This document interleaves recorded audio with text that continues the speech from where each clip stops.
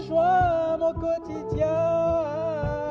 Voilà son messager, c'est l'heure, voici la parole de ça. La parole de ça. La parole de Dieu est tellement fragile qu'elle peut être étouffée, piétinée ou porter du fruit. Voilà ce que le Christ met en évidence dans l'évangile de ce jour. La parole est tellement fragile qu'elle a besoin qu'on en prenne soin.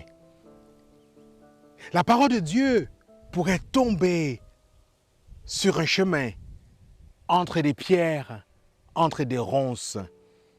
Et ces trois lieux sont caractéristiques de nos vies, de l'état de nos cœurs. Nos cœurs, nos vies intérieures, nos vies sont comparables, soit au chemin, soit aux pierres, soit aux ronces ou à la bonne terre. Alors, si tu t'arrêtais pour regarder ta vie, ton cœur, ton état intérieur, comment est-il? Est-il comparable à un chemin rugueux? Est-il comparable à des pierres, à des roches?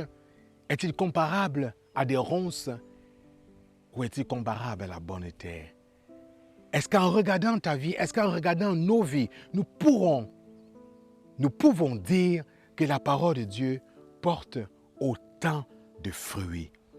Oui, bien-aimé dans le Christ, elle est tellement fragile, cette parole, qu'elle peut être étouffée, écrasée ou porter du fruit. Comment est cette parole dans ta vie? Comment prends-tu soin de cette fragilité de la parole? Amen.